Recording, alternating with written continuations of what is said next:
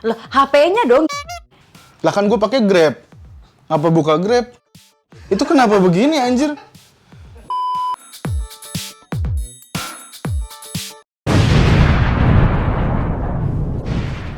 Nama gue Ferdi, gue anak startup. Nama gue Eri, gue budak media. Nama saya Hyuga, saya pengusaha, apa aja diusahain. Nama saya Monica, saya pekerja keras di Jakarta. Nama saya Adri, saya adalah budak agensi. Lately sih Gojek. Gue seringnya pakai Grab. Gojek, Gojek. Gojek. Oke, gue pakai Grab sekarang. Wah, tampilannya sih lebih nggak seramai Gojek yang sekarang ya. Gojek ya, terlalu bertele-tele sih menurut gue. Iya sih, dia lebih rapih. Banyak iklan ya kalau Grab ya. Kurangnya jejak karbon. Really? iklannya macam-macam tuh, apa-apa. Kayak baliho di jalanan gitu.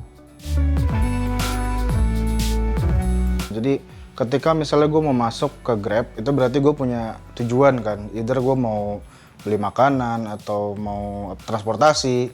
Terus sebenarnya juga sama aja, ada keterangan ketika yang promo-promo itu di bagian awal. Yang pertama mau saya komentar adalah, ini sepertinya berbeda layoutnya dengan iPhone. Ada iklan yang cukup mengganggu ya. Terlihat seperti apa ya, ini pasar. Dia nggak ada feed macam home-nya Facebook gitu.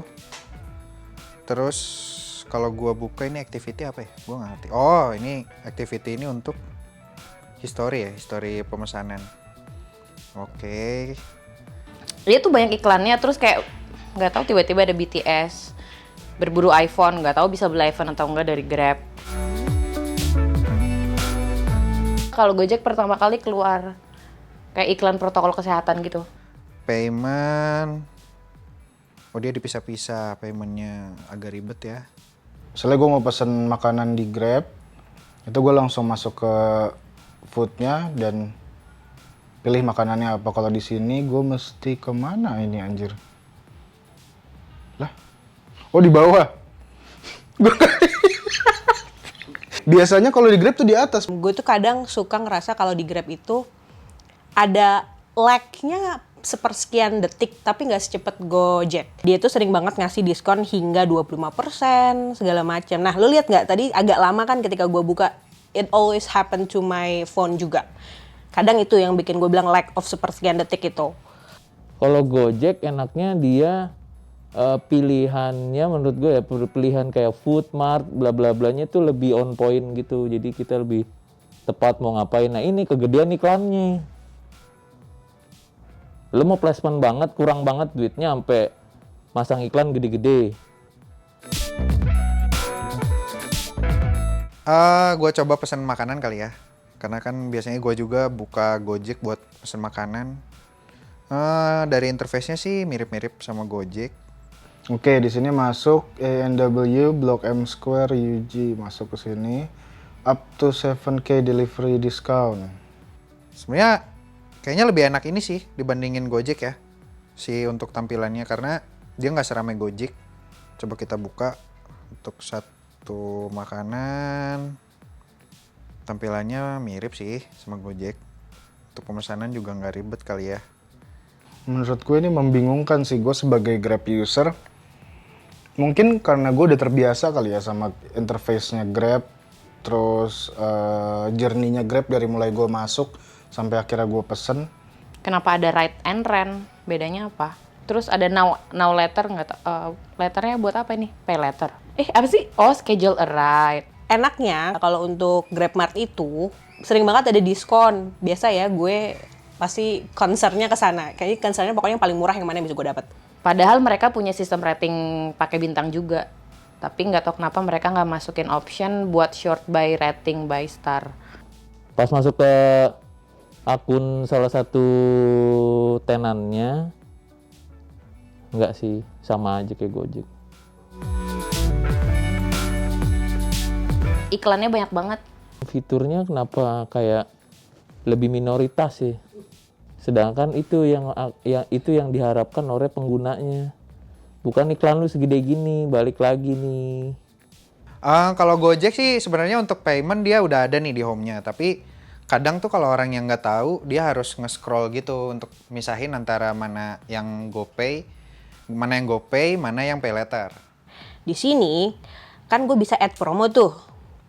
Sebanyak ini kadang tuh keterangannya harus lu buka dulu gitu loh. Terus jadi kayak harus satu-satu. Ntar kadang yang ini bisa, yang ini enggak, harus buka lagi, balik lagi. Pokoknya kayak gitu-gitu. Jadi kayak emang dasarnya gue sih sebenarnya intinya kayak ngincer diskon. Jadi gue beneran kadang tuh voucher gue coba satu-satu. Nah, kalau gue bisa bandingin dengan GoFood, dia itu udah keakumulasi. Ketika gue check out, itu dia akumulasi semua. Ini juga langsung kelihatan sih, cuma ikonnya gue nggak familiar. Artikel juga, ini ngapain ada artikel di sini gitu. Bener kata, gue pernah lihat videonya Design Range sih, itu ada kenapa harus selalu artikel gitu di aplikasi-aplikasi. Gue setuju sih. Kalau Gojek tuh mungkin karena terlalu sering pakai, jadi udah hafal tempat-tempatnya di mana. Terus juga paling atas tuh langsung kelihatan gitu opsi gue mau ngapain. Gue sempat hampir bingung sih, kayak ngeliat-liat cara nyari history pesanan gue di mana, terus pas ngeliat akun gue kayak gimana, ngisi GoPay. Itu liatnya di mana, ternyata itu sih yang kotak kecilnya bisa digeser dan lain-lainnya ya. Kalau untuk interface gue lebih suka Grab.